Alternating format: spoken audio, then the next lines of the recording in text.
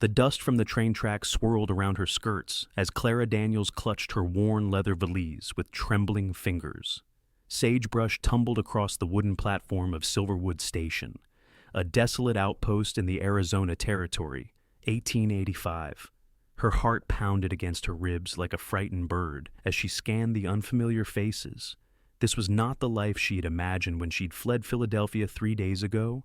Her wedding ring, abandoned on her former fiancé's desk, alongside a hastily scrawled note. Clara's shoulders tensed as the conductor called final boarding. The train that had carried her west would soon depart, taking with it her last connection to civilization. The settlement before her consisted of little more than a dusty main street, a handful of weathered buildings, and endless stretches of rugged wilderness. Tears threatened to spill as she took a hesitant step forward, her city boots unsuited for the uneven wooden planks. "Miss, you look like you might need some assistance." The voice came from her right, deep, steady, with a slight drawl that marked him as local. Clara turned to face a tall man whose broad shoulders blocked the setting sun.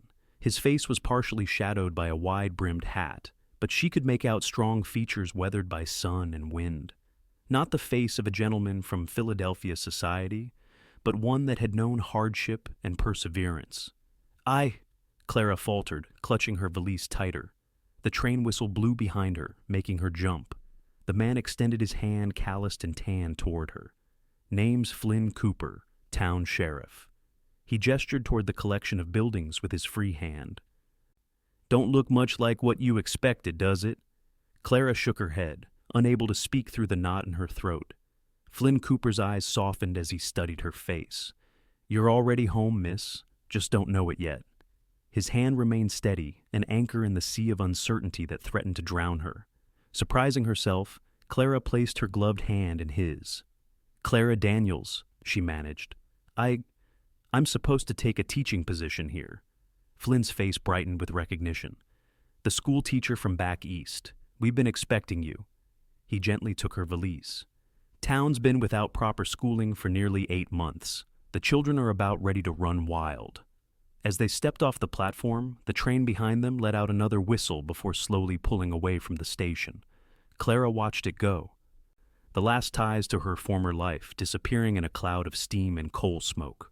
"Having second thoughts?" Flynn asked quietly. "Many," Clara admitted, her voice barely audible above the train's departure. "But there's nothing for me back there anymore." Flynn nodded, not pressing for details. "Well, Miss Daniels, Silverwood might not look like much, but there's good people here, honest folk just trying to make their way." He guided her along the dusty street. "Mayor's wife has prepared a room for you above the general store until we can get you settled properly in the schoolhouse quarters." As they walked, Clara became aware of curious eyes watching from storefronts and saloon doorways. A young woman wearing a bright red dress leaned against a post outside what was clearly a saloon, her painted lips forming a curious smile. "Don't mind Rosie," Flynn said quietly. "She's harmless, just curious about newcomers like everyone else." Clara kept her eyes fixed ahead, trying to maintain the dignity her mother had instilled in her since childhood. "The schoolhouse, is it far?" "On the edge of town, small building, but solid. Has living quarters attached in the back." Flynn pointed to a simple white building about a quarter-mile down the road.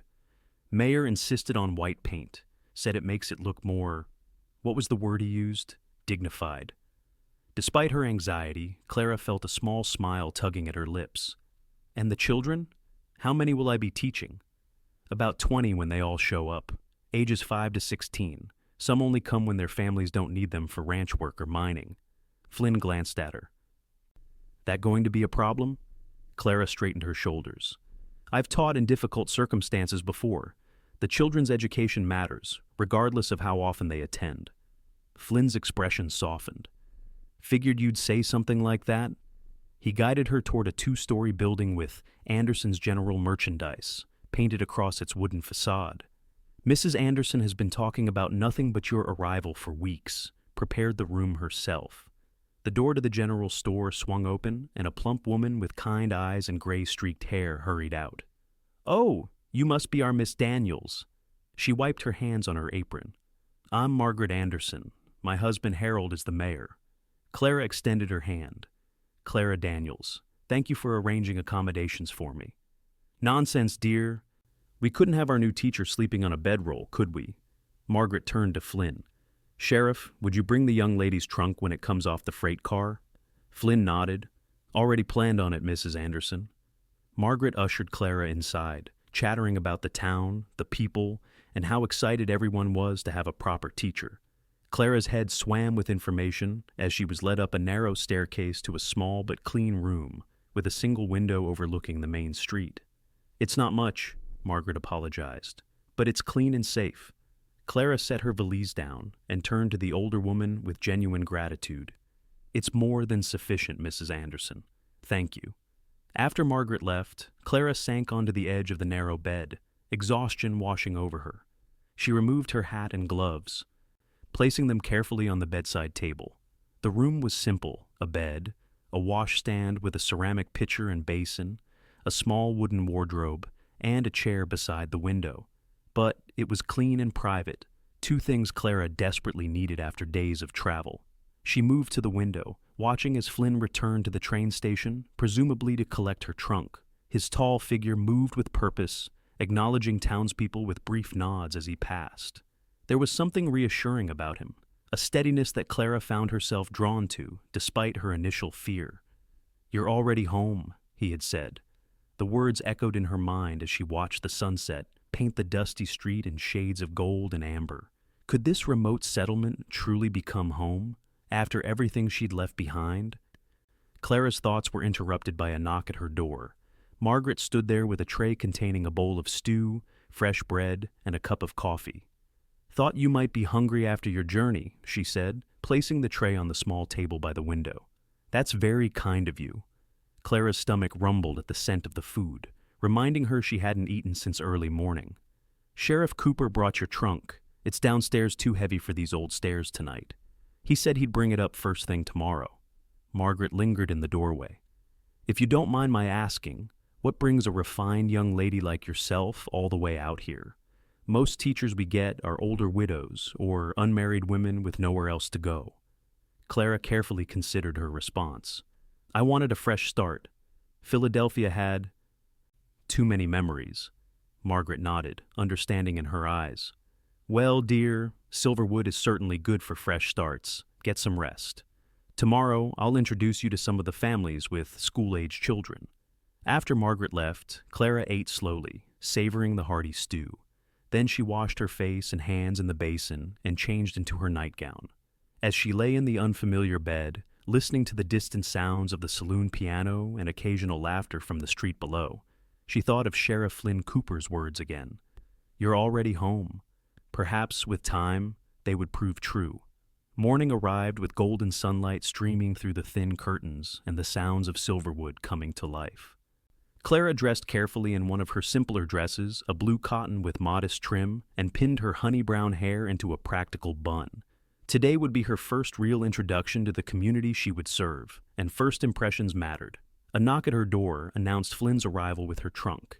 He carried it up the narrow stairs with surprising ease, setting it down at the foot of her bed. "Sleep well, Miss Daniels?" he asked, removing his hat as he stood in her doorway. "Well enough, thank you," Clara replied, noticing in the morning light that the sheriff's eyes were a striking shade of green, flecked with gold. His dark blonde hair was neatly trimmed, though slightly longer than the fashionable styles back east. "Mrs. Anderson mentioned she'd be taking you around town today," he said. "I thought you might like to see the schoolhouse first. Give you time to assess what you're working with before meeting all the parents." Clara nodded gratefully. "That would be ideal, Sheriff Cooper." "Flynn," he corrected with a smile. "Everyone just calls me Flynn, except when they're in trouble." "Flynn, then," Clara agreed, returning his smile tentatively. "And you may call me Clara, if you wish." After a quick breakfast of biscuits and coffee downstairs in the Andersons' kitchen, Clara followed Flynn through town toward the schoolhouse. Morning sunlight illuminated Silverwood, making it appear less forbidding than it had the previous evening. Storekeepers swept their boardwalks, freight wagons rumbled down the main street, and children darted between buildings, their laughter carrying on the morning air. "It's more lively than I expected," Clara admitted as they walked. "We're growing," Flynn replied. "Silver mine reopened last year. Cattle business is steady, Railroad brings more people through every month. He tipped his hat to a passing woman pushing a baby carriage. Still rough around the edges, but it's getting more civilized. The schoolhouse stood on a small rise at the edge of town, its white paint gleaming in the morning sun. A simple bell tower topped the front of the building, and a flagpole stood in the small yard. Mayor Anderson had the flag put up special, Flynn explained as he unlocked the door. Said every proper school needs the stars and stripes flying. Inside, the schoolhouse was a single large room, with rows of wooden desks facing a teacher's desk on a raised platform. Large windows allowed natural light to flood the space, and a blackboard covered most of the front wall. A cast-iron stove stood in the corner for winter heating. Living quarters are through here, Flynn said, opening a door at the back of the classroom. The attached living space was modest, a small sitting room with a fireplace, a bedroom barely large enough for a bed and dresser, and a tiny kitchen with a pump sink and cast-iron stove. Simple, but functional. "It's not fancy," Flynn said, watching her reaction carefully. "It's perfect," Clara replied honestly. After the opulent but suffocating surroundings of her family home in Philadelphia, the simple rooms felt liberating. "When can I move in?" Flynn looked surprised by her enthusiasm. "Needs a good cleaning first. Mrs. Anderson and some of the other ladies will help with that this afternoon. You could be settled by tomorrow if you'd like." Clara nodded, already mentally arranging her few possessions in the space.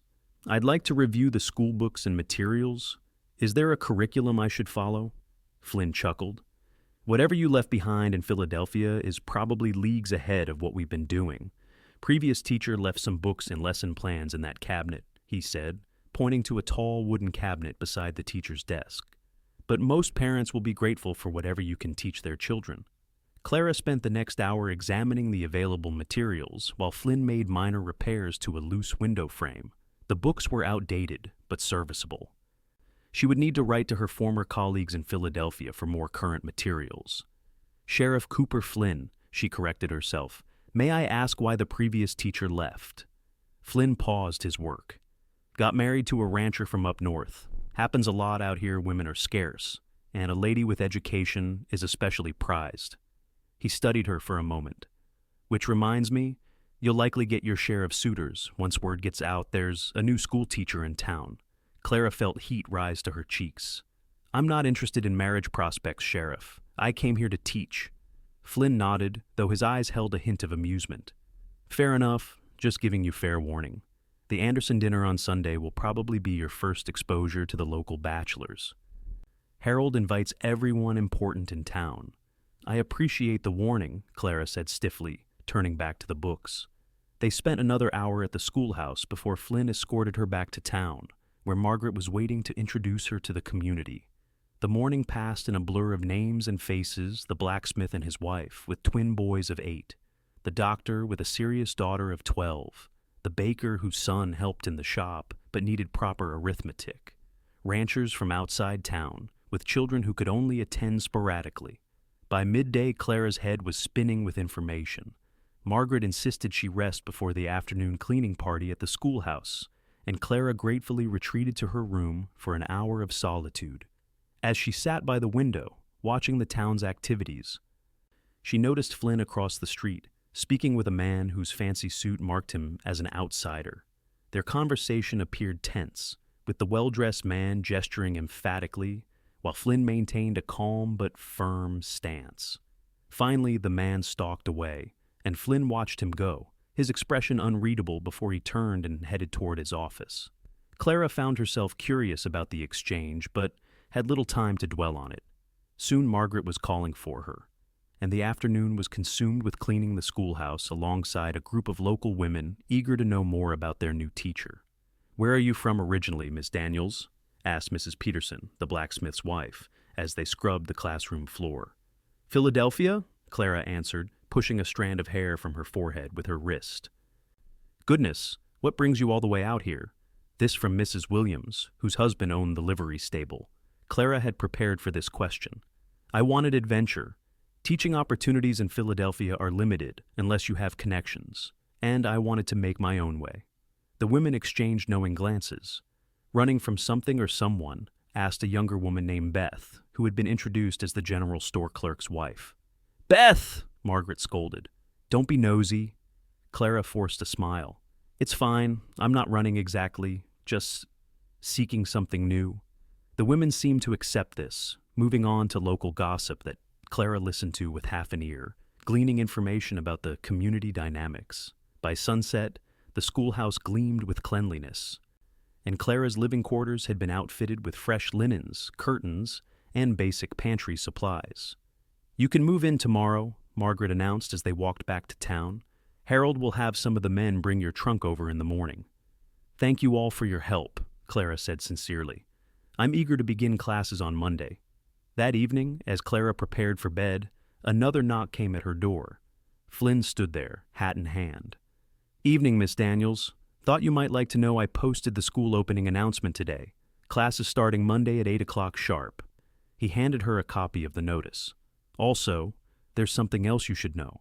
Clara waited, suddenly apprehensive. "That man you might have seen me talking with today, Alexander Thornton. He represents Eastern mining interests. There's been some tension about land rights and water access." Flynn's expression grew serious. "Nothing for you to worry about, but there might be some division among the families about it. Might affect the classroom dynamics." "I see," Clara said, though she didn't entirely. "Thank you for letting me know." Flynn nodded. "Get some rest. Tomorrow's moving day." He turned to go, then paused. "You did well today. The town's already taking to you." After he left, Clara sat on the edge of her bed, considering his words. Beneath the surface of Silverwood's welcoming facade lay currents of tension she didn't yet understand. But for the first time since arriving, she felt a sense of purpose. These people needed her not just to teach their children, but perhaps to bring a fresh perspective to their community. As she drifted to sleep, Clara realized she hadn't thought about Philadelphia all day. The weight of her past seemed lighter somehow, replaced by the possibilities of her future in this dusty frontier town. The next morning dawned clear and bright. Clara packed her few belongings while Margaret prepared a hearty breakfast downstairs. To her surprise, Flynn arrived with a wagon just as she finished eating. "Mayor's tied up with town business," he explained, "so I volunteered to help with the moving." Clara's trunk and valise were loaded into the wagon, and she climbed up to sit beside Flynn on the wooden bench. The short journey to the schoolhouse gave her a different perspective of Silverwood. From the slightly elevated wagon seat, she could see beyond the main street to the scattered homes and small farms that surrounded the town, and further out, the sprawling ranches that dotted the landscape. "It's beautiful, in its own way," she murmured, taking in the vast sky and distant mountains. Flynn glanced at her. "Different from Philadelphia, I imagine." "Completely. Everything there is, contained. Buildings so close together you can barely see the sky." She breathed deeply. "The air is different, too." "Cleaner," Flynn agreed, "though it gets plenty dusty during cattle drives." At the schoolhouse, Flynn carried her trunk inside, while Clara arranged her personal items in her new living quarters. The space felt immediately more personal, with her books on the shelf, her mother's quilt on the bed, and her few mementos arranged on the mantel. "Need anything else moved?" Flynn asked, standing in the doorway between the classroom and living quarters. "No, thank you." "I travel light," Clara replied, smoothing a wrinkle from the quilt. Flynn nodded. "Town council allocated funds for school supplies. You can put in orders at Anderson's store, and they'll come on the next freight delivery." "That's very generous." "Education matters out here," Flynn said simply. "Maybe even more than back east. Children need to be prepared for a changing world." Clara was struck by the insight in his words. "You sound like you have some experience with education, Sheriff." A flicker of something memory perhaps crossed his face. "Went to college back in St. Louis, before the war. Studied law, actually." Clara couldn't hide her surprise.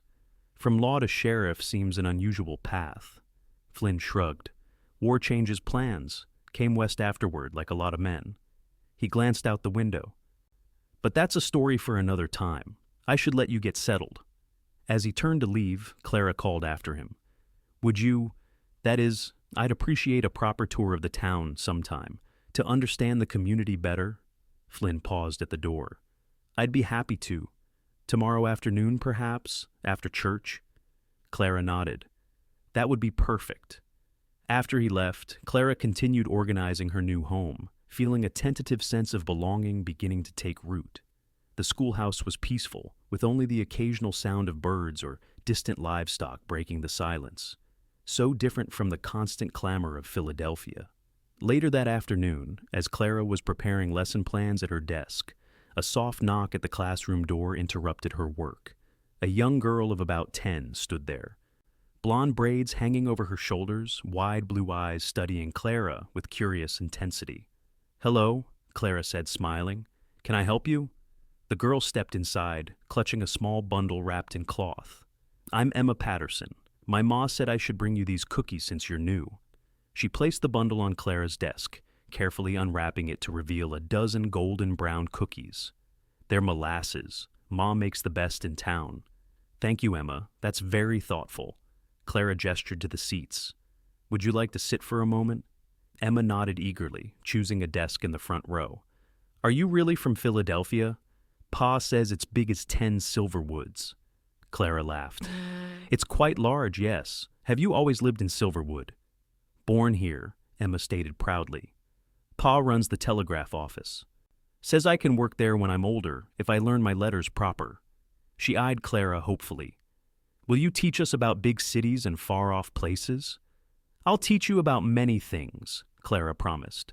"Geography, literature, mathematics, history." Emma wrinkled her nose. "Billy Jenkins says girls don't need schooling past figuring household accounts." Clara raised an eyebrow. "And what do you think about that, Emma?" The girl straightened in her seat. "I think Billy Jenkins is wrong. Ma says times are changing and girls need learning same as boys." "Your mother is very wise," Clara said approvingly. "And you seem quite bright yourself. I look forward to having you in my class." Emma beamed, then glanced out the window at the lengthening shadows. "I should get home before dark. Pa doesn't like me walking alone after sunset." She stood, smoothing her simple dress. "Everyone's real excited about you coming, even Sheriff Cooper. He usually doesn't take to strangers quick." Clara felt a curious warmth at this information. "The sheriff has been very helpful." Emma nodded sagely. "He's the best. Saved my cat from a coyote once. Pa says he's the reason Silverwood isn't rough like other mining towns." She headed for the door, then turned back. "See you at church tomorrow, Miss Daniels." After Emma left, Clara sampled one of the cookies deliciously sweet with a hint of ginger and reflected on the encounter. Children often revealed more about a community than adults realized. Emma's comments about Flynn particularly intrigued her. The sheriff clearly commanded respect in Silverwood, but there seemed to be layers to him that Clara had only begun to glimpse. As evening approached, Clara prepared a simple supper from the provisions the town women had stocked in her pantry. The solitude was refreshing after days of travel and constant introductions. She ate by lamplight, reviewing her lesson plans and making notes about each child she'd met so far. Later, as she prepared for bed, Clara found herself drawn to the small window in her bedroom that faced town. In the distance, lamplight glowed from windows, and the saloon's piano provided faint musical accompaniment to the night sounds of crickets and occasional laughter. Her gaze was drawn to the sheriff's office, where a single lamp still burned despite the late hour. What kept Flynn Cooper working so late? The man Alexander Thornton and his mining interests? Some other trouble brewing that he hadn't mentioned? Clara realized how little she actually knew about Silverwood's dynamics or its sheriff. Tomorrow, she promised herself. Tomorrow she would begin to truly understand her new home. Sunday morning arrived with the distant pealing of church bells. Clara dressed in her best dress, a forest green with modest lace trim at the collar and cuffs, and pinned her hair in a style that was neat but not severe. First impressions at church would cement her reputation in the community. The walk to town was pleasant, the morning air crisp with early autumn. Clara was surprised to find Flynn waiting at the crossroads between the schoolhouse path and Main Street. "Good morning, Miss Daniels," he greeted her, looking different in his Sunday best, a dark suit with a crisp white shirt and string tie. Without his sheriff's badge and hat, he appeared younger, though no less imposing. "Good morning, Sheriff. This is a surprise. Thought you might appreciate company for your first church service," he explained, offering his arm. "People tend to be curious about newcomers, especially ones as—" He hesitated, seeming to search for the right word. Notable as yourself. Clara accepted his arm, feeling the solid strength beneath the suit fabric. Notable? I'm just a schoolteacher. Flynn's lips quirked in a half-smile. A young, unmarried, educated woman from Philadelphia? In Silverwood? You might as well be royalty. Clara laughed despite herself. I assure you, I'm quite ordinary. We'll have to disagree on that point, Flynn replied, his green eyes warm with amusement. The small white church was nearly full when they arrived. Heads turned as Flynn escorted Clara to a pew near the front, where Mayor Anderson and his wife were already seated. Margaret patted the space beside her, and Clara slipped in, acutely aware of the curious glances and whispered comments. Causing quite a stir, Margaret whispered, nodding toward where several young men had suddenly taken great interest in the church service. Being escorted by the sheriff only adds to the intrigue. Clara felt her cheeks warm. He was merely being polite. Margaret's knowing smile suggested she thought otherwise, but before she could respond, the minister called the congregation to order. The service was simpler than those Clara had attended in Philadelphia, but the hymns and scripture readings were familiar and comforting. Afterward, on the church steps, Clara was introduced to what seemed like the entire population of Silverwood. Mothers with children of school age made special effort to introduce themselves. Fathers questioned her about her educational philosophy, and several unmarried men found reasons to linger nearby.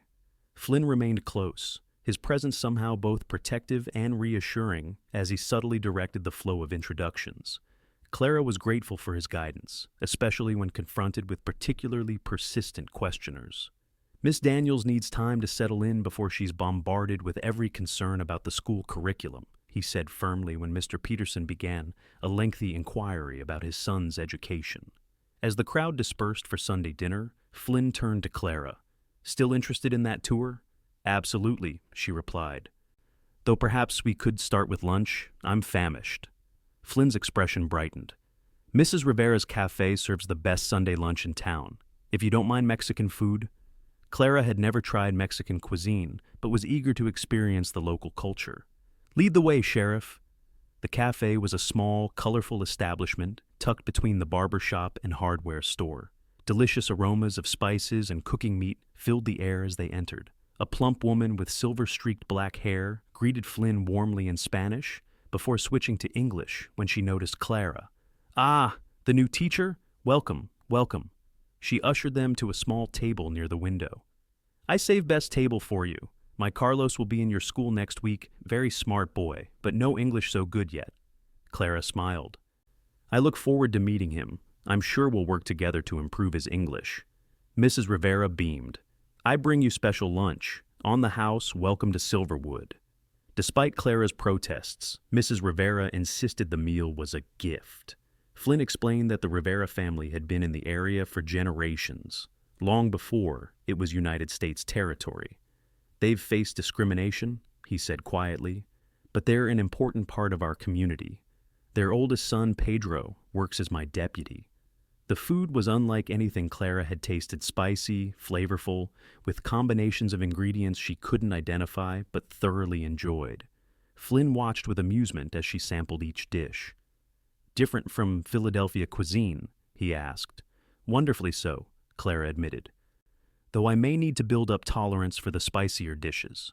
After lunch, Flynn guided Clara through Silverwood, providing history and context that transformed the collection of buildings into a community with depth and character. He showed her the livery stable where the town's first council meeting had been held, the site of the original silver mine that had given the town its name, the small but growing Chinese section where laborers who had worked on the railroad had established businesses. Most towns try to keep the Chinese separate, Flynn explained, but Mayor Anderson insisted they be treated as part of Silverwood proper, said any man willing to work hard deserved respect. That's unusually progressive, Clara observed. Flynn nodded. Anderson was a Union officer, believed strongly in equality, at least in theory. Reality's sometimes more complicated, but he tries. He guided Clara across the street.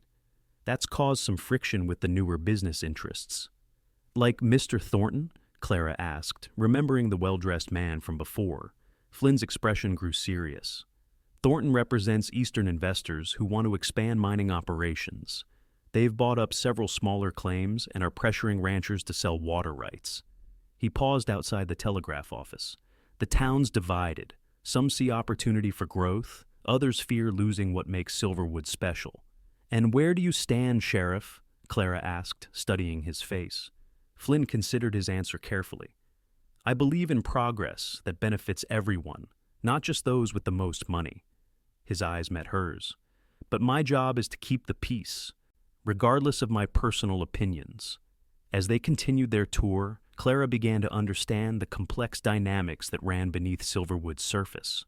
The town stood at a crossroads between its frontier past and an uncertain future. No wonder they placed such importance on education. They were preparing their children for a world changing faster than many adults could comprehend.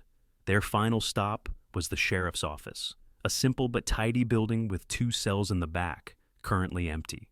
Flynn showed her the wanted posters, the gun cabinet, and the small living quarters attached to the rear of the building. "You live here?" Clara asked, surprised by the sparse accommodations. "It's convenient," Flynn replied with a shrug. "I'm often needed at odd hours."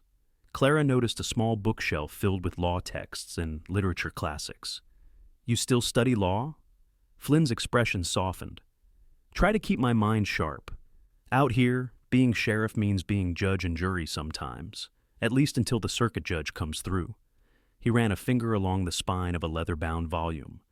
"These remind me there's a bigger world of ideas beyond our immediate problems." Clara felt a new appreciation for the complexity of this man, who had first appeared to be a typical frontier lawman. "You're full of surprises, Sheriff Cooper. As are you, Miss Daniels." His eyes held hers for a moment longer than was strictly proper. "Few women would brave the journey you've made alone." The atmosphere between them shifted subtly, charged with something Clara wasn't ready to name. She looked away first, moving toward the door. "I should prepare for tomorrow, first day of classes." Flynn nodded, the moment passing. "I'll walk you back to the schoolhouse." The walk back was quieter, both lost in their own thoughts. As they approached the schoolhouse, Flynn cleared his throat. "Mayor's hosting that dinner next Sunday. Would you allow me to escort you?" Clara hesitated only briefly. "I would like that. Thank you." At her door, Flynn tipped his hat. "Good luck tomorrow, Miss Daniels. Silverwood's children are in capable hands." As Clara watched him walk away, she realized that for the first time since arriving, she no longer felt like a stranger in a strange land. Somewhere during the day, Silverwood had begun to feel less like an escape and more like a possibility. That night, as she laid out her clothes for her first day of teaching, Clara found herself looking forward to the morning with anticipation rather than anxiety. Flynn's words from her arrival echoed in her mind. "You're already home." Perhaps, she thought as she drifted to sleep, he had been right all along. The first day of school dawned bright and clear, a perfect September morning. Clara had risen before sunrise to prepare the classroom, arranging books and slates, writing a welcome message on the blackboard, and positioning herself at the teacher's desk with a calm expression that belied her nervousness. At precisely 8 o'clock, she rang the school bell. Within minutes, children began arriving, some eager, some reluctant, all curious about their new teacher. By 1:15, 23 students of varying ages filled the desks, their expectant faces turned toward Clara. "Good morning," she began, her voice steady. "I am Miss Daniels, your new teacher. I've come all the way from Philadelphia to help you learn and grow." Emma Patterson's hand shot up immediately. "Is Philadelphia as big as they say, with buildings tall as trees?" Clara smiled. "Some buildings are 6 or 7 stories high, yes. Philadelphia is one of the oldest and largest cities in our country." This prompted a flurry of questions from the children, which Clara used as an opportunity to assess their knowledge and personalities. There was Billy Jenkins, the blacksmith's son, skeptical but bright. Carlos Rivera, quiet but attentive. The Patterson twins, inseparable and mischievous. Lily Anderson, the mayor's granddaughter, eager to please. And Thomas Williams, a serious boy of 14, whose questions revealed a keen intellect. After introductions, Clara conducted simple assessments to determine each child's educational level.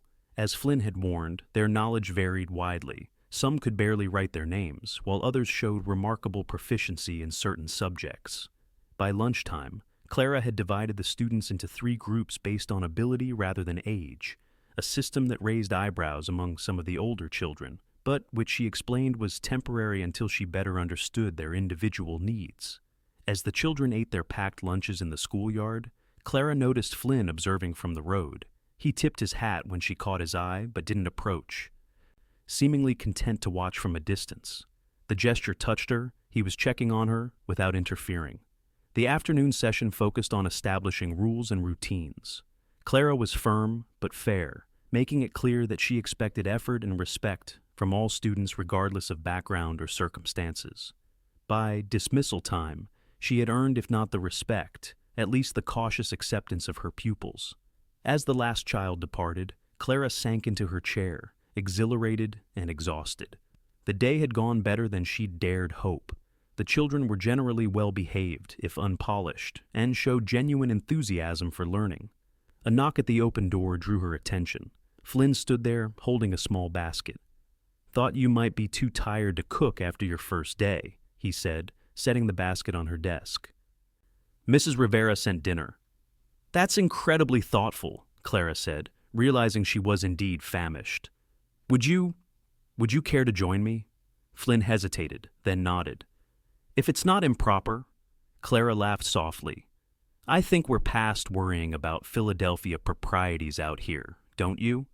They shared the meal at her desk, enchiladas, beans, and fresh tortillas, while Clara recounted her first impressions of her students.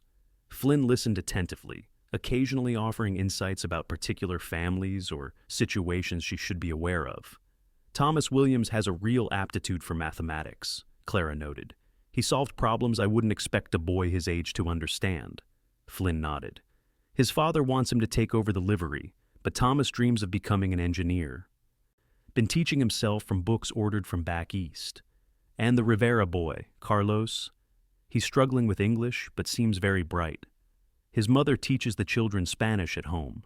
They speak English for business, but want to preserve their heritage." Flynn took a sip of water. "Mrs. Rivera would be honored if you asked her to teach some Spanish words to the class occasionally." Clara considered this. "That's an excellent idea. The children could benefit from learning another language, and it would make Carlos feel valued." As they continued discussing the students, Clara was struck by how invested Flynn was in the community's children. He knew not just their names, but their aspirations, strengths, and challenges. "You care deeply about them," she observed. Flynn's expression softened. "Children are the future of any community. How we treat them, what we teach them, that determines what kind of place Silverwood becomes." He hesitated, then added more quietly, "I never had children of my own. Suppose looking out for these youngsters fills that space somewhat." The personal admission hung in the air between them, intimate in a way their previous conversations hadn't been. Clara felt a sudden urge to share something of herself in return. "I was engaged," she said abruptly, "in Philadelphia. That's part of why I left." Flynn waited, not pressing but clearly listening. He was a banker, from a good family. The match made sense on paper. Clara traced patterns on her desk with her fingertip. But he wanted a wife who would be ornamental, who would abandon her teaching and focus solely on society functions and eventually children. She looked up at Flynn. "I realized I would disappear if I married him, become someone I didn't recognize." "So you ran," Flynn said, not as an accusation but as understanding.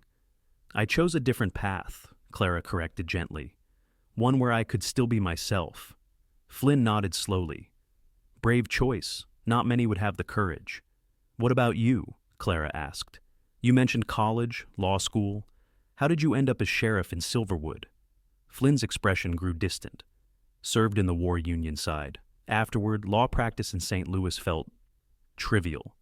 All those petty disputes after seeing what men are capable of at their worst." He shrugged. "Came west like many veterans, drifted for a while. Ended up in Silverwood during a period of trouble. Previous sheriff was killed in a dispute with cattle rustlers. Helped organize a posse to track them down. When we returned, Mayor Anderson offered me the job." "And you found your purpose," Clara observed. "Something like that." Flynn's smile returned. "Enough about the past. Tell me about your plans for the school." They talked until the light began to fade, sharing ideas and visions. Clara described her hopes for expanding the curriculum to include natural sciences and more advanced literature. Flynn suggested community involvement, local experts teaching practical skills alongside academic subjects. As he prepared to leave, Flynn paused at the door. "You did well today. The children already respect you." "How can you tell?" Clara asked, curious. "They left the schoolhouse talking about what they'd learned instead of complaining about being confined indoors," Flynn said with a grin. "That's high praise from frontier children." After he left, Clara prepared for the next day's lessons with renewed enthusiasm. The conversation had left her feeling more connected to Silverwood, more invested in its future. For the first time since leaving Philadelphia, she felt truly purposeful, not just running from something, but running towards something better. The days fell into a pattern. Mornings and afternoons were filled with teaching, evenings with lesson preparation and grading. Clara introduced innovations that raised eyebrows among some parents, but delighted the children: outdoor science lessons, dramatic readings of literature, mathematics applied to real-world problems like calculating fence materials or crop yields. Flynn often stopped by after school, sometimes with questions from parents, sometimes with books he thought she might find useful, sometimes simply to talk. Their conversations ranged widely from educational philosophy to town politics, from literature to their diverse backgrounds. Clara found herself looking forward to these visits, enjoying the intellectual companionship as much as his steady presence. By Friday, Clara had won over most of her students. Even Billy Jenkins, who had initially declared that book learning was useless for ranch life, had become engaged when Clara demonstrated how mathematics could help calculate cattle values and grazing requirements. The community, too, seemed to be embracing her methods. Parents reported children discussing lessons at home, a novel experience for many families. Margaret Anderson stopped by to tell Clara that her granddaughter Lily had announced at dinner that she wanted to become a teacher, just like Miss Daniels. Sunday arrived, bringing with it the mayor's dinner, an event Clara had anticipated with mixed emotions. It represented her formal introduction to Silverwood society, such as it was, and Flynn's offer to escort her had added another layer of complexity to her feelings. She chose her finest dress for the occasion, a deep burgundy with delicate beadwork at the bodice, more fashionable than practical, but still modest enough for frontier sensibilities. Her hair she arranged in a style that was elegant without being elaborate, and she allowed herself the small vanity of her mother's pearl earrings. Flynn arrived promptly at 4 o'clock, dressed in the same dark suit he'd worn to church, but with a new string tie. He stopped short when Clara opened the door, his expression one of frank admiration. "Miss Daniels, you look—" He paused, seemingly searching for an appropriate word. "Magnificent." Clara felt a blush rise to her cheeks. "Thank you, Sheriff. You're looking quite distinguished yourself." The walk to the Anderson home was filled with casual conversation, but Clara was acutely aware of the occasional glances from townspeople they passed. By escorting her to this important social function, Flynn was making a statement of sorts, though precisely what statement remained unclear to Clara. The Anderson home was the grandest in Silverwood, a 2-story structure with actual glass windows and a wraparound porch. Inside, the furnishings reflected Margaret's Eastern upbringing and Harold's prosperity, with a piano in the parlor and frame paintings on the walls. "Sheriff Cooper and Miss Daniels," Harold announced as they entered, drawing the attention of the dozen or so guests already present. Mayor Anderson was a robust man in his 60s with a military bearing and shrewd eyes that assessed Clara carefully. "Miss Daniels, we're delighted you could join us." He shook her hand firmly. "I've heard nothing but praise for your teaching methods. Even my old friend Jenkins admits his boy is showing new interest in his studies." "That's gratifying to hear," Clara replied. "The children have been very receptive." Harold guided them further into the parlor, introducing them to guests Clara hadn't yet met: the bank manager and his wife, Dr. Williams and his daughter, Mr. Thornton, the mining representative Flynn had argued with earlier, and several ranchers whose children attended the school. Clara noticed the subtle tension when Flynn and Thornton acknowledged each other with curt nods. The division Flynn had mentioned was evident in the way guests clustered: merchants and townspeople in one group, ranchers in another, with Thornton and the bank manager forming a third faction. Margaret skillfully managed the social dynamics, moving between groups and drawing people into conversation across these invisible boundaries. Clara found herself similarly circulating, discussing everything from children's education to Eastern fashion trends. Throughout the evening, she was aware of Flynn's presence, sometimes nearby, sometimes across the room, but always seeming attuned to her location. When Thornton cornered her to discuss progressive education methods, Flynn materialized at her side, ostensibly to offer her a glass of punch, but effectively interrupting what had become an uncomfortable interrogation. "Thornton's interested in education?" Clara asked quietly when they had a moment alone. "Thornton's interested in influencing who controls Silverwood's future," Flynn replied. "The school is part of that equation." Before Clara could ask further questions, dinner was announced. She found herself seated between Dr. Williams and one of the ranchers, with Flynn directly across from her. The conversation flowed more easily over Margaret's excellent cooking roast beef, potatoes, fresh vegetables from her garden, and apple pie for dessert. Clara observed the dynamics around the table with interest. Mayor Anderson clearly commanded respect, but there were undercurrents of disagreement, particularly when the conversation turned to the proposed expansion of mining operations. "Progress is inevitable," Thornton declared, swirling the wine in his glass. "The question is whether Silverwood will participate in that progress or be left behind." "Progress at what cost?" asked one of the ranchers, a weathered man named Foster. "Your company's already diverted streams that my cattle depend on." "Water rights were legally acquired," Thornton replied smoothly, "and the compensation was fair." "To the original owners who sold out," Foster countered, "not to those of us downstream who now find our water supply compromised." Mayor Anderson cleared his throat. "Perhaps we could discuss more pleasant topics at dinner. Miss Daniels, I understand you've introduced some innovative teaching methods." Clara appreciated the shift. "I believe in practical education. Children learn best when they can apply knowledge to real situations they understand." "A sensible approach," Dr. Williams commented. "My Thomas has shown remarkable improvement in just 1 week." The conversation turned to education, with parents sharing observations about their children's responses to Clara's methods. Even those who had seemed skeptical offered grudging approval. As the evening progressed, Clara found herself drawn into a discussion with Margaret and several other women about the possibility of adult education classes. The idea had originated with Mrs. Rivera, who had approached Clara about teaching English to some of the Mexican and Chinese adults in town. "Many want to improve their English or learn to read," Clara explained. "I'd be happy to offer evening classes once or twice a week." "Excellent initiative," Mayor Anderson said, overhearing as he passed. "Education benefits the entire community." By the time the gathering began to disperse around 9 o'clock, Clara felt she had navigated her first social test successfully. She had managed to remain pleasant but neutral on divisive issues while still making her educational philosophy clear. Flynn offered his arm as they prepared to leave. "Ready to escape?" he asked with a hint of a smile. "It was actually quite enjoyable," Clara replied, though she was indeed tired from the constant social interaction. The night air was cool as they walked back toward the schoolhouse, the streets of Silverwood quiet except for distant piano music from the saloon. Above them, stars glittered in a vast canopy, unobscured by city smoke or tall buildings. "I never saw stars like this in Philadelphia," Clara remarked, gazing upward. Flynn followed her gaze. One advantage of frontier living, unobstructed views of creation. They walked in comfortable silence for a while, the only sound their footsteps and the occasional night bird call. "You handled yourself well tonight," Flynn said eventually. "Silverwood politics can be treacherous." "I gathered that. The tensions over the mining expansion seem significant." Flynn nodded.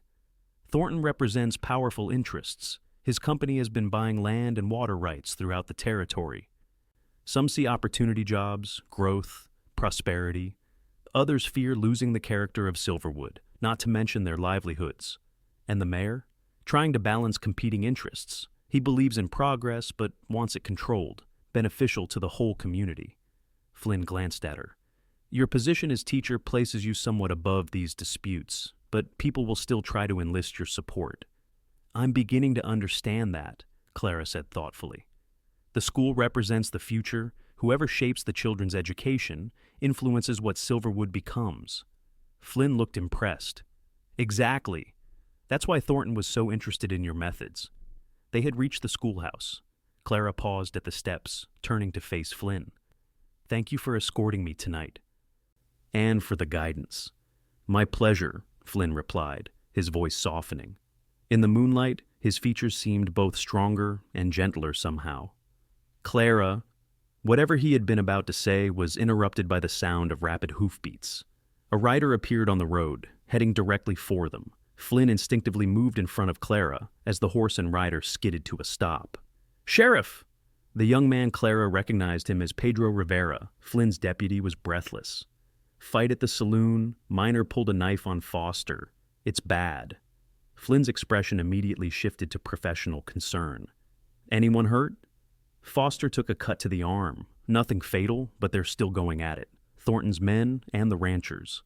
Pedro glanced apologetically at Clara. Sorry, Miss Daniels. Go, Clara said to Flynn. It sounds serious. Flynn nodded grimly. I'll check on you tomorrow. He turned to Pedro. Let's go.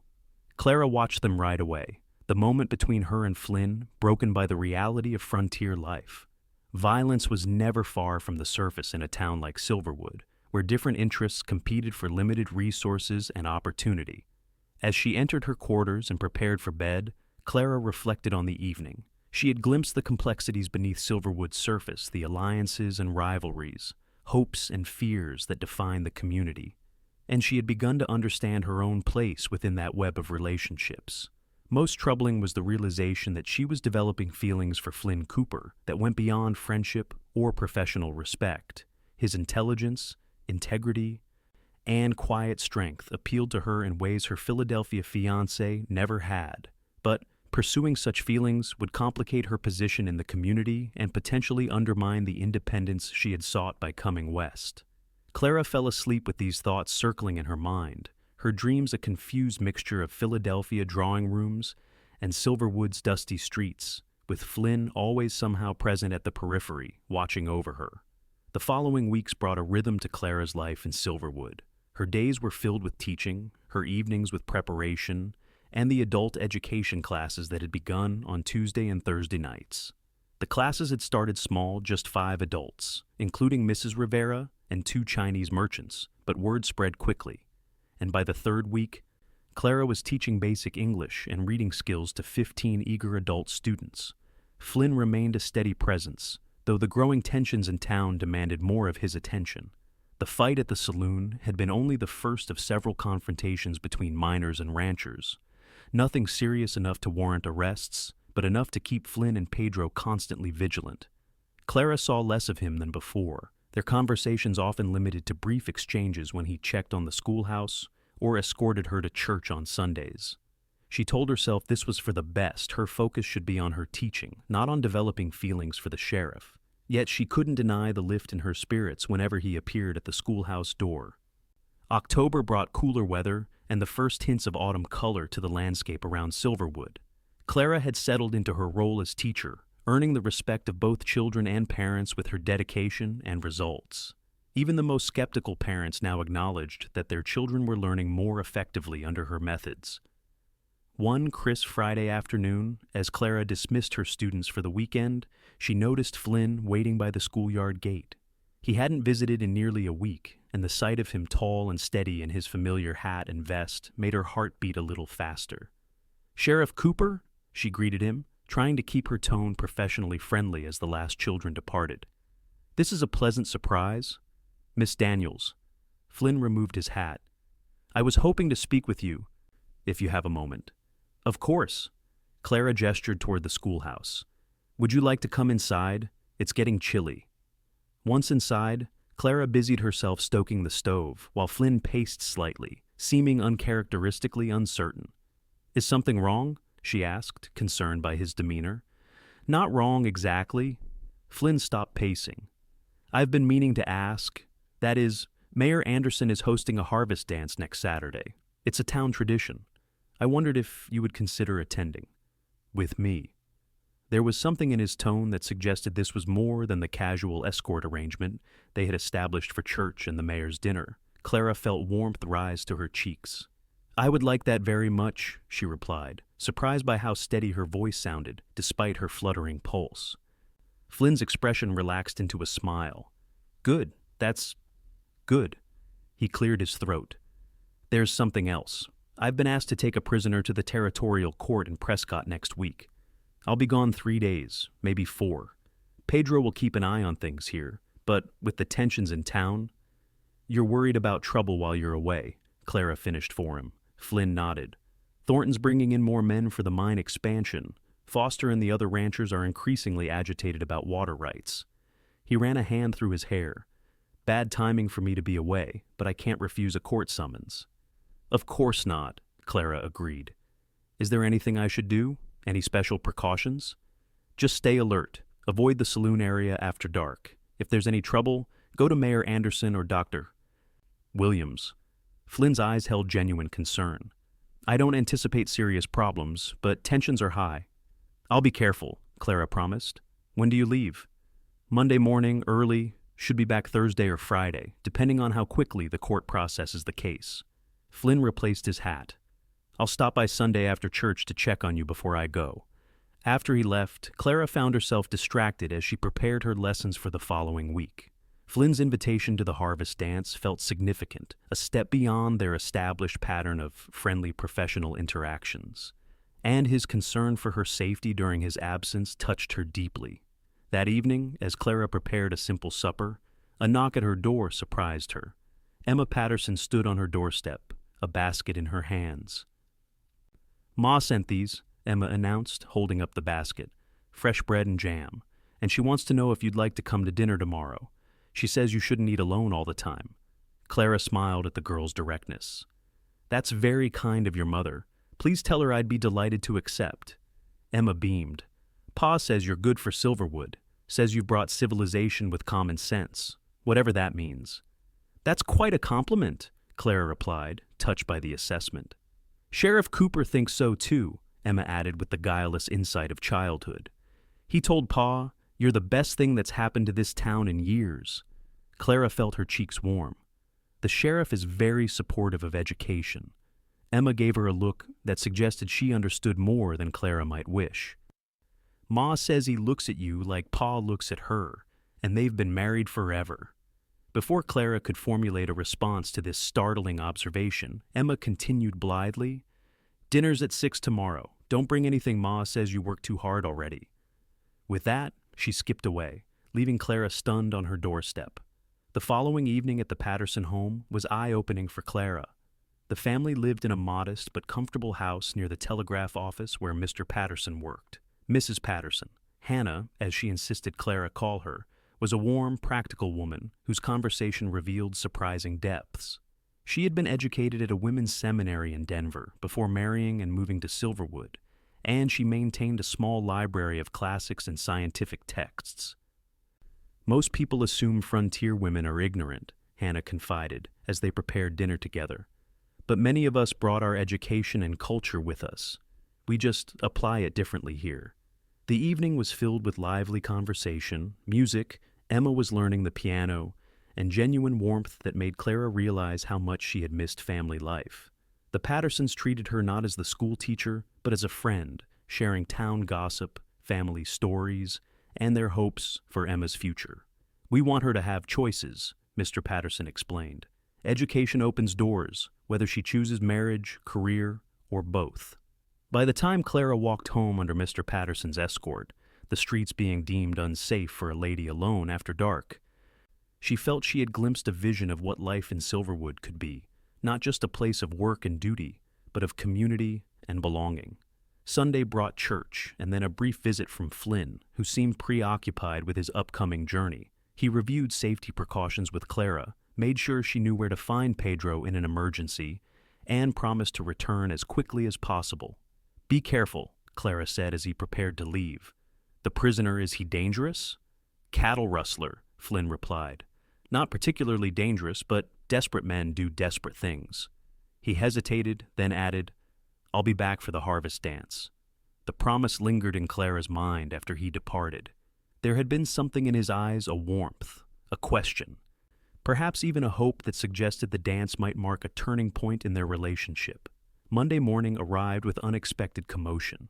As Clara prepared for school, she heard raised voices outside.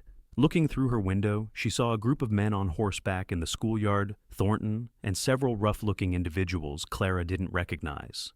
Concerned, she quickly finished dressing and stepped outside.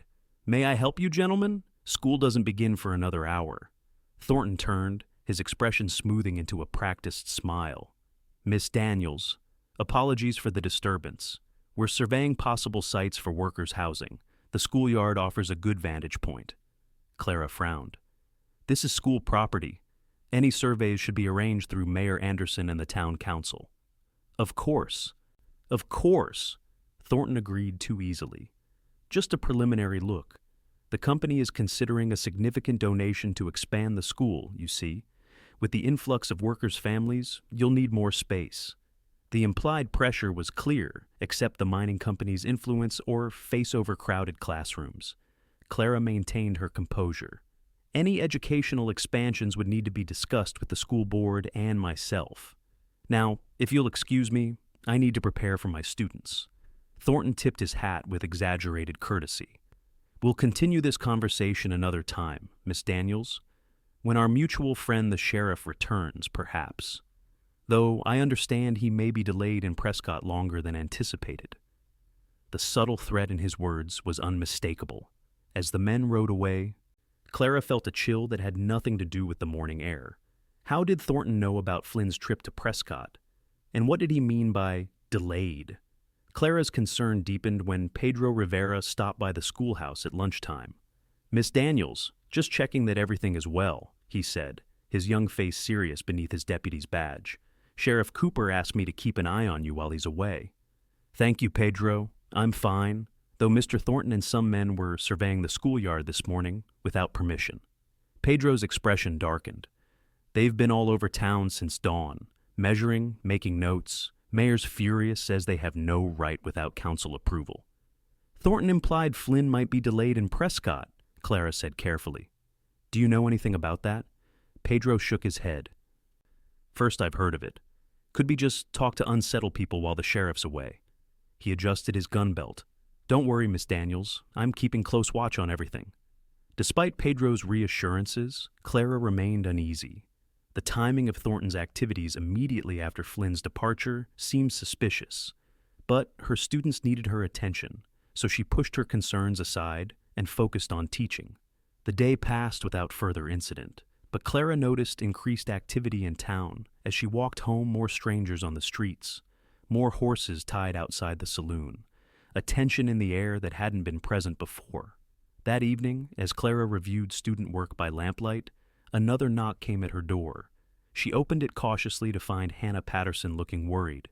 "Clara, thank goodness. You need to come with me right away." She glanced nervously over her shoulder. "There's trouble brewing in town. George says it's not safe for you to stay here alone tonight." "What's happened?" Clara asked, reaching for her shawl. "Thornton's men got into a fight with some of Foster's ranch hands. 2 men badly hurt. And now there's talk that the mining company is filing legal claims on land that includes part of the schoolyard." Hannah's voice was tight with anger. "They're saying Sheriff Cooper knew about it before he left, but didn't warn anyone." "That's ridiculous," Clara protested. "Flynn would never—" "Of course he wouldn't," Hannah agreed quickly. "It's a deliberate attempt to undermine his authority while he's away, but people are angry and confused. Best for you to stay with us until things settle or Flynn returns." Clara quickly packed an overnight bag, locked the schoolhouse, and accompanied Hannah through the darkening streets. They took a circuitous route, avoiding the saloon area where raised voices could be heard even from a distance. The Patterson home was a haven of normalcy amid the growing chaos. Emma greeted Clara with excitement at the sleepover, while George Patterson gravely explained the situation. "Thornton's making his move while Cooper's away. He's filed papers claiming the mining company has rights to expand operations into areas previously designated for town development, including part of the school property." George's face was grim. "Mayor's called an emergency council meeting tonight. I'm heading there now." "Is there anything I can do?" Clara asked. "Keep teaching," George replied firmly. "Show everyone that Silverwood's future continues regardless of Thornton's schemes. And," he hesitated, If you have any way to get word to Cooper, it would be good to have him back sooner rather than later. After George left, Clara helped Hannah with dinner preparations, her mind racing. If Thornton was deliberately timing his actions to coincide with Flynn's absence, it suggested a level of calculation that went beyond business opportunism, and the false rumors about Flynn's prior knowledge seemed designed to damage his standing in the community. "I don't understand why Thornton would target the school property specifically," Clara said, as she and Hannah washed dishes after dinner. "There's plenty of undeveloped land around Silverwood." Hannah gave her a knowing look. "It's not about the land, Clara. It's about control. The school represents Silverwood's future. Whoever controls the school influences the next generation." She dried a plate with more force than necessary. "And it's about you." "Me?" Clara was genuinely surprised. "Why would I matter to Thornton's plans?" "Because you matter to Flynn Cooper," Hannah stated bluntly. "And because you've become a symbol of independence and progress that doesn't align with the mining company's interests.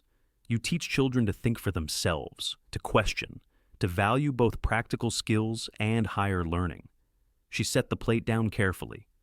"That's dangerous to men who want compliant workers, not independent thinkers." Clara absorbed this perspective in silence. She had never considered herself politically significant. But Hannah's analysis made disturbing sense. By targeting the school, Thornton struck at both Clara's position and Flynn's authority in a single move. That night, sleeping in the Pattersons' spare room, with Emma's soft breathing from the trundle bed beside her, Clara made a decision. She couldn't simply wait passively for Flynn's return.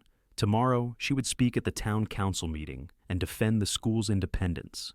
Tuesday dawned gray and chilly, with clouds threatening rain, unusual for the typically dry autumn in Arizona territory.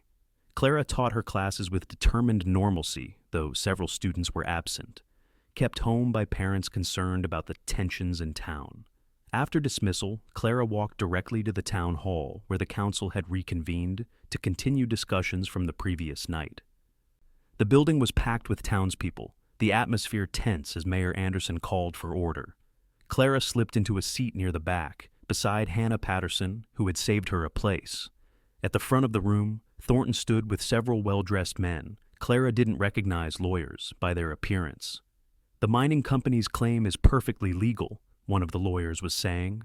"The original town charter designated that land for future development, not specifically for educational purposes." "That's a deliberate misreading," Mayor Anderson countered. "The charter clearly intended public lands to remain under town control." The debate continued, becoming increasingly technical and heated. Clara listened carefully, noting how Thornton's representatives emphasized economic benefits while minimizing community concerns. When Mayor Anderson finally opened the floor to general comments, Clara stood before she could lose her nerve. All eyes turned to her as she walked to the front of the room. "My name is Clara Daniels, and I am the schoolteacher in Silverwood," she began, her voice steadier than she felt. "I understand that legal arguments are important, but I ask you to consider what is at stake beyond property lines and development rights." She paused, scanning the faces watching her: shopkeepers, ranchers, miners, mothers with children, elderly residents who had seen Silverwood grow from nothing. "A school is more than a building. It represents our collective investment in the future. The children I teach will become the adults who determine what Silverwood becomes in 10 or 20 years. Clara's voice grew stronger as she continued. "Will they be independent thinkers equipped to make wise decisions? Or will they be trained merely to follow orders and accept authority without question?" Murmurs rippled through the crowd. Clara pressed on. "Mr. Thornton speaks of progress and prosperity. These are worthy goals, but at what cost? If we sacrifice our children's educational independence for immediate economic gain, what kind of community will remain when the silver is gone?" Thornton rose, his expression controlled, but eyes cold. "Miss Daniels speaks eloquently about abstract principles, but principles don't feed families or build infrastructure. The mining company offers jobs, growth, and, yes, funding for an expanded school under proper management." "Under whose management, Mr. Thornton?" Clara challenged. "A board appointed by your company? Teachers who teach what the mining interests deem appropriate?" She turned back to the crowd. "I came to Silverwood because I believed in the possibility of building something meaningful: education, that respects both practical needs and higher aspirations. If that vision aligns with yours, I ask you to protect the school's independence." As Clara returned to her seat, the room erupted in discussion. Hannah squeezed her hand. "Well said," she whispered. The council meeting continued for hours, with passionate arguments on both sides. By evening, no resolution had been reached, but Mayor Anderson announced that no action would be taken regarding the school property until Sheriff Cooper returned, and legal experts from Prescott could review the competing claims. It was a temporary victory, but significant. As people filed out of the town hall, many stopped to express support for Clara's position. Even some who worked for the mining company admitted they wanted their children to receive the kind of education she described. That night, staying again with the Pattersons, Clara felt both exhilarated and exhausted.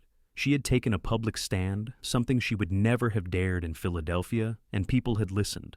But she also recognized that the conflict was far from resolved, and her position in Silverwood had become more complicated.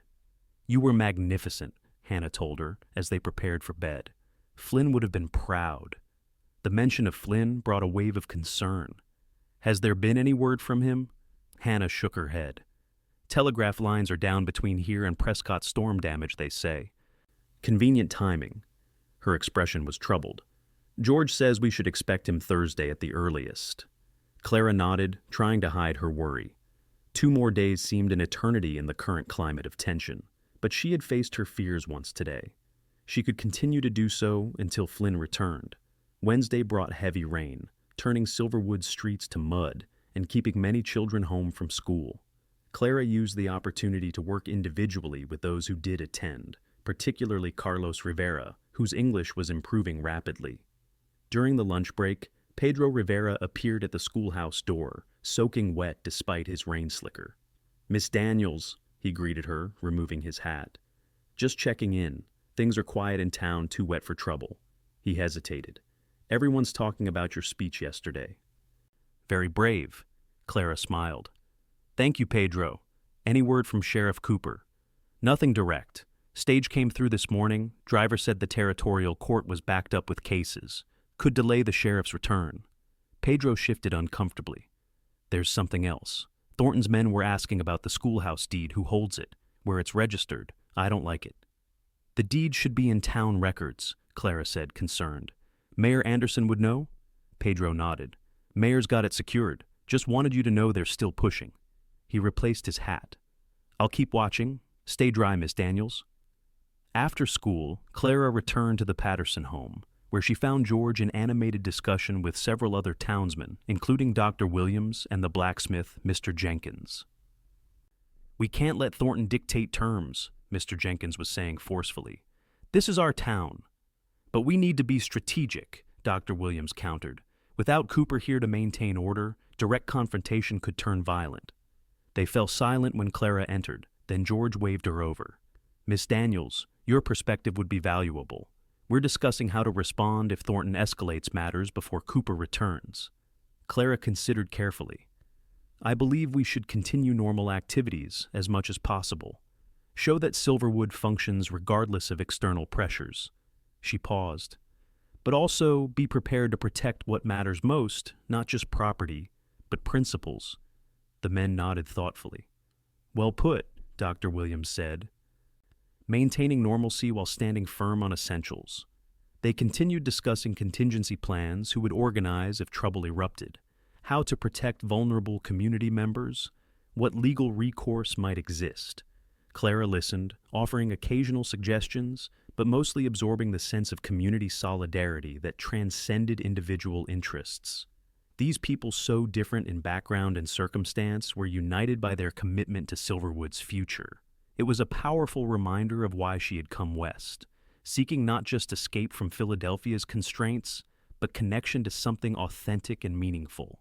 Thursday dawned clear but chilly, the rain having scrubbed the sky to a brilliant blue.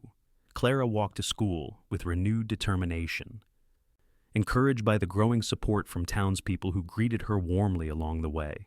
The school day passed without incident, though Clara remained vigilant. More students had returned, eager to share stories of how the rain had affected their homes and farms. Clara incorporated their experiences into science lessons about weather and water cycles, mathematics problems about rainfall measurements, and writing exercises describing the storm. As the final bell rang and children gathered their things, Clara noticed a commotion on the road leading into town. A rider was approaching at speed, followed by a cloud of dust. Her heart leaped with hope. Could it be Flynn, returning earlier than expected? She stepped onto the schoolhouse porch, shading her eyes against the afternoon sun. The rider came closer, and Clara's hope transformed to concern. It wasn't Flynn, but a young ranch hand she recognized as one of Foster's workers, riding hard toward town. "What is it?" Clara called as he neared the schoolhouse. The young man reined in sharply. "Miss Daniels! You seen Deputy Rivera? There's trouble coming, big trouble." "What's happened?" Clara asked, even as she directed the remaining children to stay inside. "Thornton's brought in gunmen, professional hired guns. At least 10 of them rode into the mining camp this morning. Mr. Foster sent me to warn the town." The young man's face was grim. "They ain't here for mining work, that's certain." Clara's mind raced. Pedro was checking the North Road earlier. Try the sheriff's office first, then Mayor Anderson if you can't find him. As the rider galloped toward town, Clara returned to the schoolhouse where worried children watched wide-eyed. "Is there going to be shooting, Miss Daniels?" asked Billy Jenkins, trying to sound brave. "Of course not," Clara assured him, projecting a calm she didn't feel. "But I think we'll dismiss early today. Let's gather your things quickly." She organized the children into pairs, assigning older students to escort younger ones directly home. As they departed, Clara secured the schoolhouse, uncertain when or if classes would resume normally. Walking quickly toward town, Clara encountered Pedro riding toward her, his young face set in determined lines. "Miss Daniels, I was coming to find you." He dismounted. "We have a situation. Thornton's brought in professional gunmen." "I heard," Clara interrupted. "What's being done?" "Mayor's called an emergency meeting. Town's dividing into factions. Some want to stand against Thornton. Others think we should negotiate." Pedro looked both young and old, simultaneously a boy thrust into a man's responsibilities. "I sent a telegraph to Prescott, but no response yet." "Flynn should have been back by now," Clara said, voicing the fear that had been growing since morning. Pedro nodded grimly. "Something's not right. The stage driver said the court cases were moving quickly. Sheriff should have been on yesterday's stage." The implications hung between them. Had Flynn been deliberately delayed? Or worse? "What can I do?" Clara asked. "Stay with the Pattersons. I'll send word when we know more." Pedro remounted his horse. "Be careful, Miss Daniels." The town meeting that evening was chaotic, with raised voices and accusations flying. Thornton didn't attend, sending instead one of his lawyers who calmly stated that the gunmen were security personnel, necessitated by threats against company property. Mayor Anderson struggled to maintain order as frightened and angry citizens demanded action. Clara sat with the Pattersons, observing the community fracturing under pressure. Some business owners supported Thornton's development plans despite his methods. Others stood firmly with the ranchers and original settlers. Family was set against family, neighbor against neighbor, as economic interests clashed with community values. When the meeting finally adjourned with no clear resolution, Clara walked home with the Pattersons through eerily quiet streets. Armed men, townspeople, not Thornton's gunmen, stood watch at key locations. Silverwood felt like a town preparing for war. That night, Clara found sleep impossible.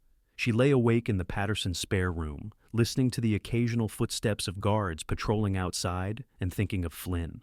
Where was he? Had Thornton somehow arranged his delay to create this opportunity? And what would happen if he returned? Near midnight, a soft tap at the window startled her. Clara sat up, heart pounding, to see a figure outside. Moving cautiously to the window, she recognized Pedro Rivera's face in the moonlight. She opened the window a crack. "Pedro! What's happening?" "Miss Daniels, I need your help," he whispered urgently. "Sheriff Cooper's back, but he's hurt. He's at my mother's house. Doesn't want anyone to know yet." Clara's heart leaped, then plummeted. "Hurt? How badly?" "Shot in the shoulder. Lost blood, but Ma's tending him." "He's asking for you?" Pedro glanced nervously over his shoulder. "Can you come? Quietly?" Without hesitation, Clara nodded. Give me 2 minutes. She dressed hurriedly in the dark, left a brief note for the Pattersons, and slipped out through the kitchen door where Pedro waited. Together they moved silently through back alleys and gardens until they reached the Rivera home on the edge of town. Mrs. Rivera met them at the door, her usually cheerful face drawn with concern. "He is stable," she said quietly to Clara, "but very weak. This way." She led Clara to a small bedroom where Flynn lay on a narrow bed, his face pale in the lamplight, a bandage visible beneath his partially unbuttoned shirt. His eyes were closed, but they opened at the sound of their entrance. "Clara," he said hoarsely, attempting to sit up. "Don't move," she ordered, rushing to his side and taking his hand. "What happened? We've been so worried." Flynn grimaced. "Ambush on the road back from Prescott. 2 riders. Shot my horse out from under me, then me when I tried to return fire." His grip on her hand tightened. "Not random. They knew who I was, didn't try to rob me, just left me for dead." "Thornton," Clara said, the pieces falling into place. Flynn nodded slightly. "Likely? Can't prove it yet." He shifted, wincing with pain. "Pedro says there's trouble in town." Clara quickly summarized the events of the past days.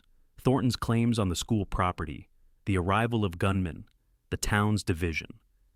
Flynn listened intently, his expression darkening.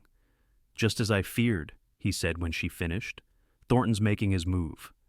Using my absence to create a situation where he can take control." He looked at Pedro. "How many gunmen?" "At least 10, maybe more," Pedro replied. "Staying at the mining camp for now, but they've been seen riding the boundaries of town." Flynn closed his eyes briefly, as if gathering strength. "We need to act before they move into town. Once they control the streets, it's over." He looked at Clara. "You spoke at the council meeting? Defended the school?" Clara nodded. "It seemed necessary." A ghost of a smile touched Flynn's lips. "Brave, and exactly right." He turned serious again.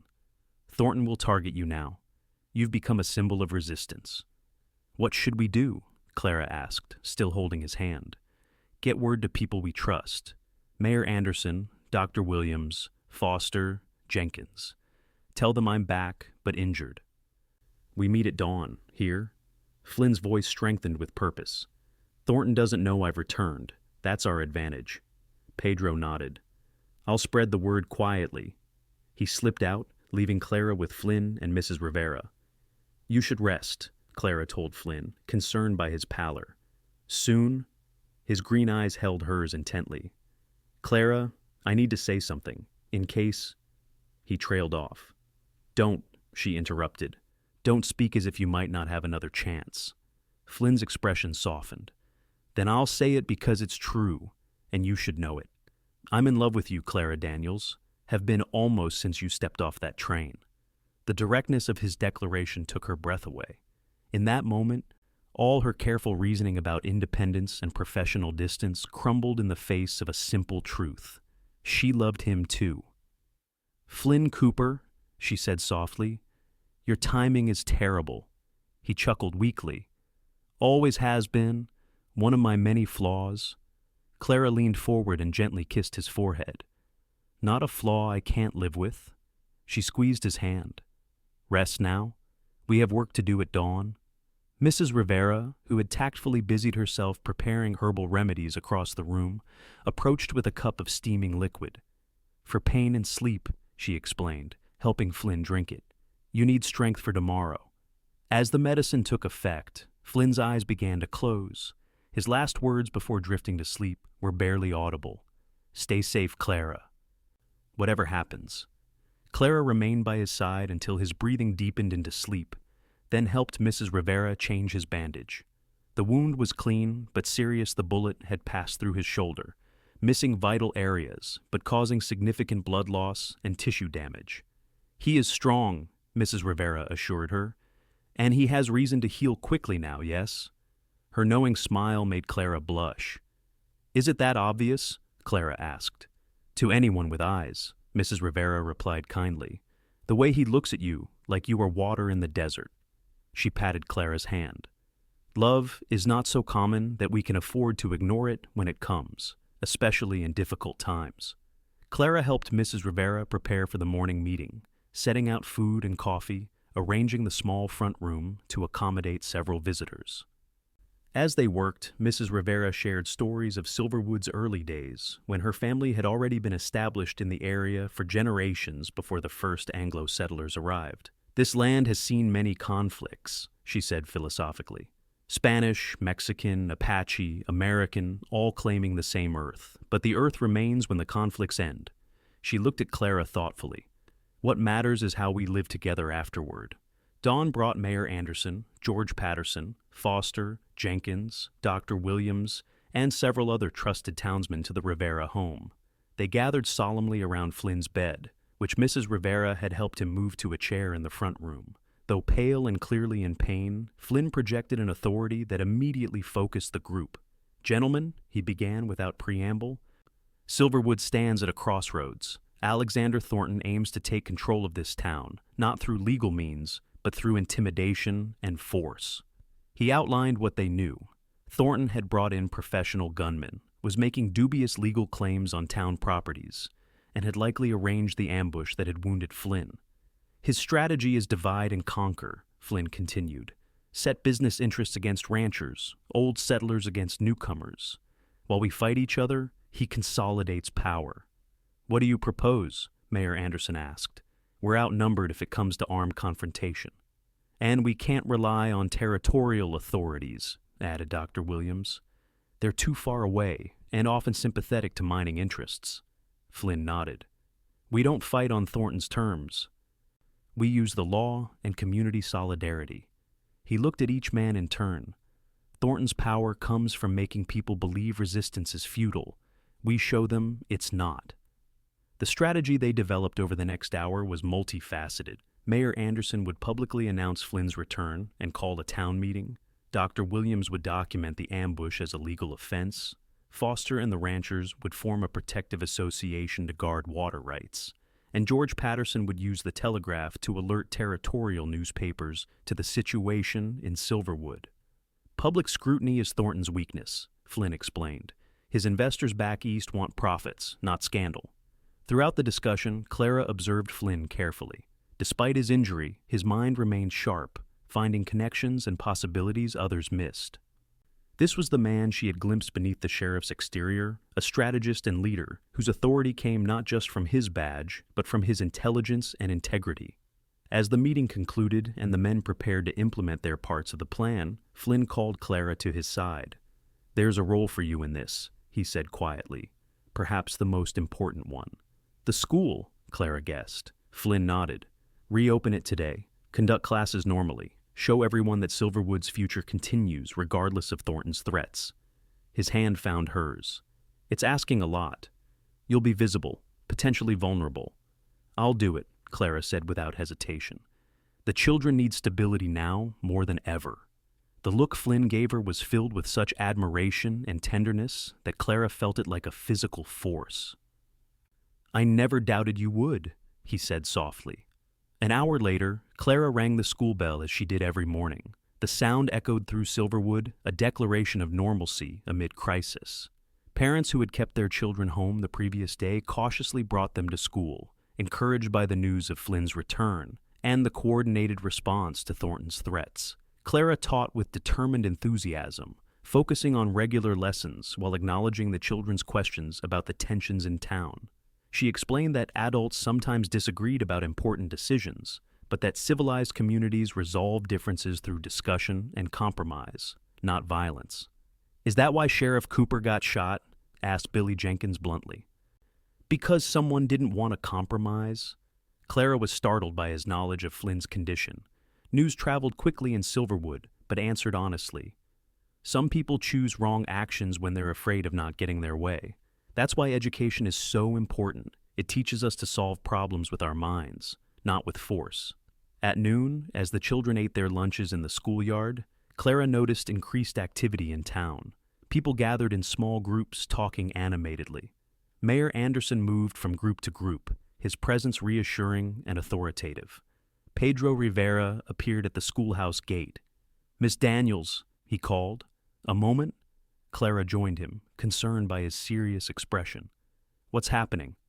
Thornton's men have moved into town, 6 of them, heavily armed. They're at the saloon now. Mayor's called a town meeting for 3 o'clock. Pedro lowered his voice. Sheriff wants you to dismiss school early and bring the children to the town hall. Says it's important for everyone to be together. Clara nodded understanding. We'll be there. At 2 o'clock, Clara rang the dismissal bell, explaining to her puzzled students that there would be a special community gathering. She organized them into a procession, oldest to youngest, and led them through town toward the hall, where parents waited anxiously. As they passed the saloon, Clara saw the gunmen Pedro had mentioned, hard-faced men, whose eyes tracked their movement with calculating interest. She lifted her chin and continued forward, keeping the children close and her expression calm despite her racing heart. The town hall was already crowded when they arrived. Clara ensured each child found their family, then made her way toward the front where Flynn sat in a chair beside Mayor Anderson's podium. He looked pale but composed, his sheriff's badge prominently displayed on his vest despite his arm being in a sling. Their eyes met across the room, and Flynn gave her a slight nod acknowledgement, approval, and something more personal that made Clara's pulse quicken despite the tense circumstances. Mayor Anderson called the meeting to order, just as Alexander Thornton entered, flanked by 2 of his gunmen. The room fell silent as Thornton strode confidently to the front, positioning himself opposite Flynn. "Sheriff Cooper," he said with exaggerated concern, "I was distressed to hear of your unfortunate accident on the road from Prescott. Such dangerous times we live in." "Not an accident, Mr. Thornton," Flynn replied evenly. "An ambush, by professionals. Curious timing, wouldn't you say?" Thornton's smile didn't reach his eyes. "Indeed. Almost as curious as your sudden recovery and return, just as the town council was considering my company's generous development proposal." Mayor Anderson stepped forward. "We're not here to exchange accusations, gentlemen. This meeting is to address the presence of armed men in Silverwood and to clarify the legal status of recent property claims." What followed was a carefully orchestrated presentation of facts. Dr. Williams provided medical evidence of Flynn's ambush. George Patterson read telegraphed responses from territorial officials questioning Thornton's claims. Mayor Anderson presented documentation of the original town charter that protected public lands, including the school property. Throughout, Clara watched Thornton. The mining representative maintained his composed facade, but she could see growing tension in his jawline and the tapping of his fingers against his leg. The tide turned definitively when Mr. Foster rose to speak, representing the ranchers. "We've formed a water rights association," he announced, "legally registered with the territorial government. Any attempt to divert or claim water sources will be challenged in court and defended on the ground." Murmurs of approval rippled through the crowd. Thornton's expression darkened. "Furthermore," Foster continued, "we've documented every threat, every intimidation attempt, every false claim. Copies have been sent to newspapers in Prescott, Tucson, and even as far as Denver." This clearly caught Thornton by surprise. His eyes narrowed as he assessed the changing dynamics in the room. Mayor Anderson took control again. "Mr. Thornton, Silverwood welcomes legitimate business development, but it must respect existing rights and community interests." His voice hardened. "The armed men you've brought to town must leave immediately, or face arrest for disturbing the peace." Thornton laughed incredulously. "Arrest? Your sheriff can barely stand, and you have 1 deputy. My men are professionals." "And they're outnumbered," Flynn said quietly, nodding toward the back of the hall, where Pedro stood with a dozen determined townsmen, all armed. "Not to mention exposed to public scrutiny that your eastern investors won't appreciate." A tense silence fell as Thornton calculated his options. Clara held her breath, aware that this moment could tip toward violence or resolution. Finally, Thornton's shoulders relaxed infinitesimally, a gesture of temporary retreat rather than surrender. "Perhaps I've been overzealous in my approach," he conceded. "My company remains interested in development opportunities in Silverwood, but we're willing to proceed through more conventional channels." "Starting with the withdrawal of your gunmen," Mayor Anderson pressed. Thornton nodded stiffly. "They'll leave town by sunset. But this discussion isn't over, gentlemen. Progress comes whether you embrace it or not." As the meeting dispersed, Clara made her way to Flynn's side. He looked exhausted but triumphant. "Well done," she said softly. It was a community effort, Flynn replied, including your part. Opening the school sent exactly the right message. His expression grew serious. But this isn't over. Thornton's retreating, not surrendering. But we've gained time and solidarity, Clara pointed out, and demonstrated that intimidation won't work. Flynn smiled wearily. Always finding the positive, another reason I love you. The words, spoken casually but sincerely in the midst of the dispersing crowd, warmed Clara through. Careful, Sheriff. People will talk. Let them, Flynn replied, his green eyes intent on hers. I meant what I said last night, Clara.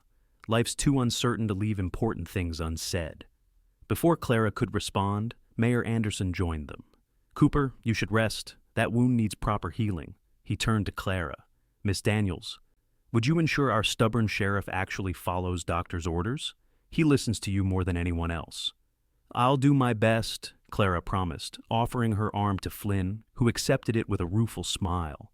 Together they walked slowly from the town hall into the afternoon sunlight, where Silverwood's streets had already returned to something approaching normalcy.